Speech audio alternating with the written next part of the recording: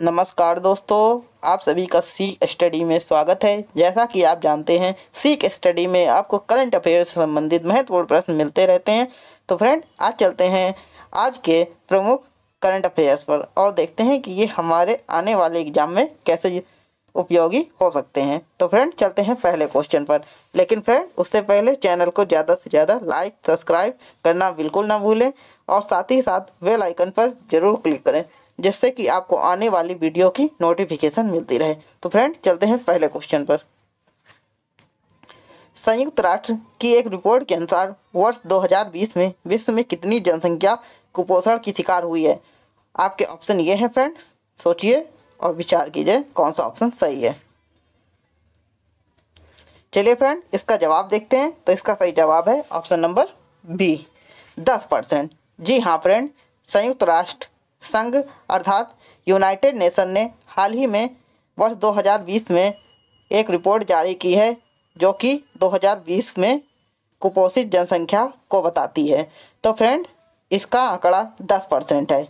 United nation ने 12 जुलाई 2021 को कहा कि पिछले साल कुपोषण की जो स्थिति थी वो बद से बदतर हो गई है और इसके संबंध में अपनी रिपोर्ट जारी की और बताया कि इसका बहुत हद तक जिम्मेदार कोविड-19 महामारी भी है। संयुक्त राष्ट्र की 5 एजेंसियों द्वारा संयुक्त रूप से जारी की गई एक रिपोर्ट में कहा गया 2020 में पर्याप्त आहार न मिलने वाले लोगों में वृद्धि हुई है फ्रेंड, और इस प्रकार 10% लोगों के कुपोषित होने का अनुमान है फ्रेंड, क्योंकि 2020 में कोरोना, जिसे कि कोविड-19 कहते हैं, जब से आया है तब से लोगों को रोजगार जा रहे हैं, नौकरियां जा रही हैं फ्रेंड, और लोगों के पास पैसों की कमी है। लोगों के पास खाने के लिए भी पैसे नहीं हैं। आज वो लोग किराए पे रहते थे, रेंट देते थे, और भी बहुत सारी उनकी जो नेसेसरी चीज़ें हैं वो अब पूर्ति नहीं हो पा रही है, जिसकी वजह से वो बहुत ही ज़्यादा डिप्रेशन में चले गए हैं और साथ ही साथ बहुत लोगों के पास तो खाने तक के भी पैसे नहीं हैं।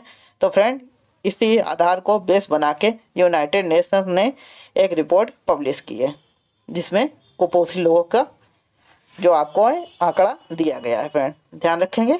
अगला क्वेश्चन। नेपाल के सुप्रीम कोर्ट ने राष्ट्रपति विद्या देवी भंडारी को किसे 2 दिन में प्रधानमंत्री नियुक्त करने का आदेश जारी किया? आपके ऑप्शन है ये फ्रेंड, सोचिए निम्नलिखित में से कौन सा ऑप्शन सही है। चलिए फ्रेंड, अब इसका जवाब देखते हैं। तो इसका सही जवाब है ऑप्शन नंबर ए।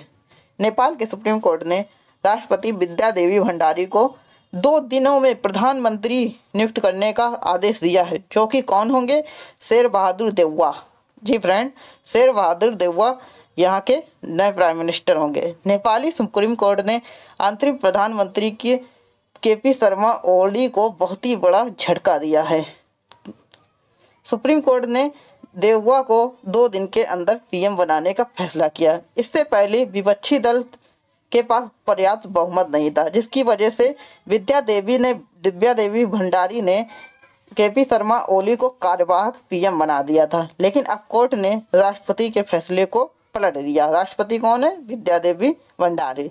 और नए जो प्रधानमंत्री हैं शेर बहादुर देउवा को नियुक्त करने का आदेश जारी किया है, ध्यान रखेंगे फ्रेंड। अगला क्वेश्चन।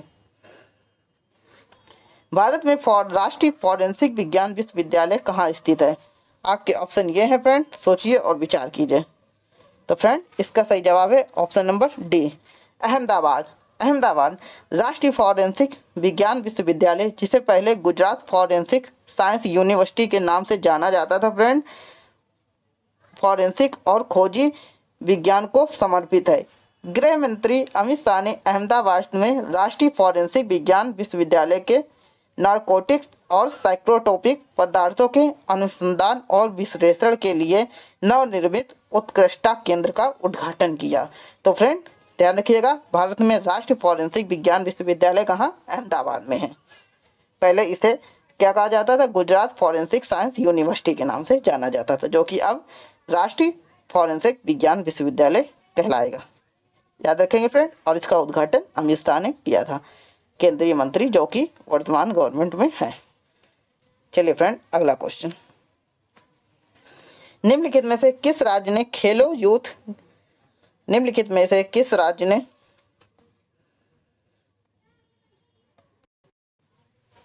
निम्न में से किस राज्य सरकार ने खेलो इंडिया यूथ गेम 2021 को स्थगित करने का फैसला किया है? आपके ऑप्शन ये है friend. Option number A Bihar, option number B Jharkhand, option number C Haryana, option number D Tamil Nadu. सोचिए और विचार कीजिए। तो फ्रेंड इसका जवाब देखते हैं। तो इसका सही जवाब है ऑप्शन नंबर सी हरियाणा। जी हाँ फ्रेंड, हरियाणा ने हाल ही में खेलो इंडिया यूथ गेम 2021 को स्थगित करने का फैसला किया।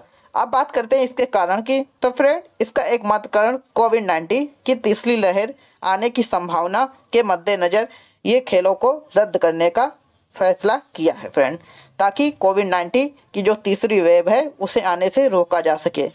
याद रखिएगा फ्रेंड। और ये अगले साल फरवरी में आयोजित करने का निर्णय लिया गया है। अब ये 2022 में होंगे, क्योंकि तीसरी लहर की अक्टूबर में आने की संभावना है। इसी संभावना को मद्देनजर रखते हुए हरियाणा गवर्नमेंट ने यह फैसला लिया है, हरियाणा के सीएम मनोहर लाल खट्टर ने। ध्यान रखेंगे फ्रेंड। अगले क्वेश्चन पे चलते हैं। T20 क्रिकेट में 14,000 रन बनाने वाले दुनिया के पहले बल्लेबाज निम्नलिखित में से कौन बन गए? आपके ऑप्शन ये हैं फ्रेंड, सोचिए और विचार कीजिए। चलिए फ्रेंड इसका जवाब देखते हैं। तो इसका सही जवाब है option number D Chris Gayle. जी हाँ फ्रेंड, क्रिस गेल। हाल ही में क्रिस गेल ने T20 क्रिकेट में 14,000 रन बनाने वाले दुनिया के पहले क्रिकेटर बन गए हैं फ्रेंड। गिल ने हाल ही में 14,000 रन बनाए हैं और इसके लिए उन्होंने लगभग, बात की जाए कितने 20 खेले, तो उन्होंने 431 T20 मैच खेले। इनमें से इनके जो हैं लीग्स हैं उसके भी मैच शामिल हैं, साथ ही साथ जो ICC के द्वारा T20 क्रिकेट में वो भी मैच शामिल किए गए हैं। तो फ्रेंड ये टोटल ये मैच है, केवल T20 नहीं जो कि वेस्ट इंडीज़ की ओर से खेलते हैं वो नहीं, ऑल ओवर इनके शामिल किए गए हैं फ्रेंड। तो ध्यान रखेंगे। और इन्होंने T20 में कितने रन बनाए? 14,038 रन बना लिए हैं। और एवरेज की बात की जाए तो इन्होंने 37.63 की एवरेज से ये रन बनाए हैं और इसमें से 22 शतक इन्होंने लगाए हैं और 87 अर्धशतक। वहीं इनके बाद इन्हीं के वेस्ट इंडीज़ के बल्लेबाज किरोन पोलार्ड का नाम दूसरे स्थान पर आता है, जिन्होंने 10,836 रन बनाए हैं। तो ध्यान रखिएगा फ्रेंड, ये कौन है जिन्होंने 14,000 रन बनाए? तो ये हैं क्रिस गेल। तो फ्रेंड ध्यान रखिएगा। अगला क्वेश्चन, विश्व मलाला दिवस निम्नलिखित में से किस दिन मनाया जाता है? ऑप्शन ये है आपके फ्रेंड, सोचिए और विचार कीजिए। चलिए अब इसका जवाब देखते हैं। तो इसका सही जवाब है ऑप्शन नंबर सी 12 जुलाई। यूनाइटेड नेशन ने युवा कार्यकर्ता मलाला यूसुफजई के योगदान को सम्मानित करने के लिए 12 जुलाई को विश्व मलाला दिवस के रूप में मनाए जाने को घोषित किया था फ्रेंड। मलाला दिवस को इसलिए मनाया जाता है क्योंकि यह महिला व बच्चों के अधिकारों का सम्मान करने के उद्देश्य की पूर्ति करने के लिए। तो ध्यान रखेंगे फ्रेंड कि महिला और बच्चों के जो अधिकार हैं उनका भी सम्मान किया जाए। इसी के मद्देनज़र प्रत्येक वर्ष 12 जुलाई को विश्व मलाला दिवस मनाया जाता है। याद रखेंगे फ्रेंड। ध्यान रखिएगा। अगला क्वेश्चन, मवेशियों की रक्षा के लिए कानून का प्रस्ताव करने वाला पहला उत्तर पूर्वी राज्य कौन सा है? आपके ऑप्शन है ये फ्रेंड, देखिए। चलिए इसका जवाब देखते हैं। तो इसका सही जवाब है ऑप्शन नंबर ए असम। असम इसका सही जवाब है। असम के सीएम जो हैं इस समय हेमंत बिस्वा शर्मा ने मवेशी संरक्षण विधेयक 2021 के माध्यम से राज्य में मवेशियों की संख्या के लिए प्रस्तावित कानून को पेश किया है फ्रेंड। यूपी, एमपी और कर्नाटक जैसे अन्य राज्यों में भी इसी तरह के कानून बने हुए हैं और हाल ही में ये जो कानून बनाया गया है कहाँ? असम में बनाया गया। असम के सीएम हेमंत बिस्वा शर्मा। तो फ्रेंड यह बिल मवेशियों के वध, खपत को नियंत्रित और उनकी अवैध तस्करी को रोकने के लिए पर्याप्त है, इसीलिए इस बिल को पेश किया गया फ्रेंड। इस बिल में क्या क्या किया गया है? मवेशियों का वध, उनको नियंत्रित और उनकी अवैध तस्करी को रोकने से संबंधित उपाय होंगे फ्रेंड। ध्यान रखेंगे, जो इन्फोर्समेंट किए जाएंगे आगे चल के। याद रखेंगे। अगला क्वेश्चन देखते हैं। यूके ने 50 वर्षों में पहली बार किस देश को सेब का निर्यात किया है? आपके ऑप्शन ये हैं, सोचिए और विचार कीजिए फ्रेंड।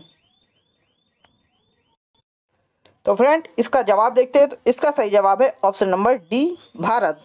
भारत, जी हाँ फ्रेंड, यूके ने 50 वर्षों में पहली बार भारत को सेब निर्यात किया है। ध्यान रखेंगे फ्रेंड। अगर 2019 के आंकड़ों की बात की जाए तो भारत और यूके के बीच लगभग 23 बिलियन पाउंड का बिजनेस होता है फ्रेंड। दोनों देशों ने अभी पे फ्रेंड रोड मैप 2030 के तहत इसे दुगना करने का लक्ष्य रखा है फ्रेंड। भारत के साथ इसके लिए मुक्त व्यापार समझौता भी यूके ने किया है। ध्यान रखेंगे फ्रेंड, जिसके द्वारा यूके की कंपनी को, जो कंपनियां हैं यूके की, उनको क्या होगा, भारतीय बाजार में व्यापार करने और अंतर्राष्ट्रीय सेवा केंद्र के रूप में यूके की स्थिति को बढ़ाने के उद्देश्य से इस रोड मैप को रखा गया है फ्रेंड। ध्यान रखेंगे। तो फ्रेंड चलते हैं अगले क्वेश्चन में। डिजिटल भुगतान और वित्तीय सेवा कंपनी पेटीएम को हाल ही में अपने शेयर धारकों से कितने करोड़ रुपए का देश का सबसे बड़ा सार्वजनिक निगम लाने की मंजूरी मिल गई है? आपके ऑप्शन ये है फ्रेंड, देखिए और सोचिए निम्नलिखित में कौन सा सही है। सोच लिया होगा फ्रेंड, देखते हैं इसका सही जवाब। तो इसका सही जवाब है ऑप्शन नंबर बी, 16,600 करोड़ रुपए। ध्यान रखेंगे फ्रेंड, डिजिटल भुगतान और वित्तीय सेवा कंपनी पेटीएम को हाल ही में 16,600 करोड़ रुपए का फ्रेंड सार्वजनिक निगम लाने की मंजूरी मिली हुई है। शेयर धारकों ने प्रारंभिक सार्वजनिक निगम के दौरान 12,000 करोड़ रुपए जुटाने की मंजूरी दे दी है फ्रेंड। ध्यान रखेंगे। और द्वितीय जो शेयर धारक हैं उनके शेयरों की बिक्री के साथ कुल 16,600 करोड़ रुपए हासिल होंगे। अब तक सबसे बड़े आईपी का रिकॉर्ड कोल इंडिया के नाम है फ्रेंड। उसने 2010 में अंतिम तिमाही में 15,500 करोड़ रुपए ऐसे जुटाए थे फ्रेंड। ध्यान रखेंगे। तो इसके द्वारा कितने रुपए जुटाए जाएंगे? 16,600 करोड़, और ये कोल इंडिया के रिकॉर्ड को भी तोड़ देगी। तो फ्रेंड चलते हैं नेक्स्ट में। हाल ही में किस राज्य सरकार ने हाथी पांव के उन्मूलन के लिए एक दवा अभियान शुरू किया है और कोविड-19 की दूसरी लहर के बाद इस दवा अभियान को फिर से शुरू करने वाला देश का पहला राज्य बन गया है?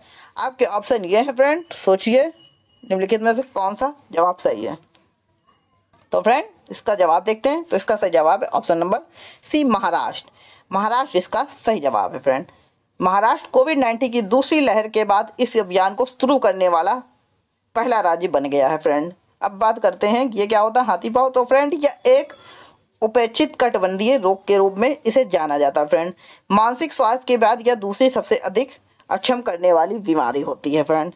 इसे कि हाथी पांव कहते हैं। इसमें हाथ पैर क्या हो जाता है, बहुत ही ज़्यादा फूल जाता है। जैसे हाथी का पैर बहुत मोटा हो जाता है, इसी प्रकार इंसानों में भी। ध्यान रखेंगे फ्रेंड। तो इसे किसने शुरू किया है? महाराष्ट्र ने शुरू किया है। चलिए फ्रेंड अगला क्वेश्चन। कौन सा देश दुनिया का पहला वाणिज्य लघु मॉड्यूलर रिएक्टर लिंगलोंग 1 का निर्माण कर रहा है? आपके ऑप्शन ये हैं फ्रेंड, सोचिए निम्नलिखित में से कौन सा जवाब सही है। तो फ्रेंड इसका सही जवाब है ऑप्शन नंबर ए, चाइना। चाइना इसका सही जवाब फ्रेंड। चीन ने हाल ही में चांगजियांग में दुनिया का पहला वाणिज्य लघु मॉड्यूलर रिएक्टर लिंगलोंग का निर्माण करना शुरू किया है फ्रेंड। एक बार यह शुरू हो जाए तो फ्रेंड इसकी क्षमता लगभग 1 अरब किलोवाट तक पहुंच सकती है और इससे लगभग 5 लाख घरों को लाभ मिलने की उम्मीद है। और इसे चाइना में शुरू किया गया है लिंगलोंग 1 जिसे कि कहा गया, और यह दुनिया का पहला वाणिज्य लघु मॉड्यूलर रिएक्टर होगा फ्रेंड। तो फ्रेंड आपको ये वीडियो कैसा लगा कमेंट्स करके ज़रूर बताएं और वीडियो को ज़्यादा से ज़्यादा शेयर करें और चैनल को सब्सक्राइब करें। मिलते हैं नेक्स्ट वीडियो में फ्रेंड, तब तक के लिए बाय, धन्यवाद।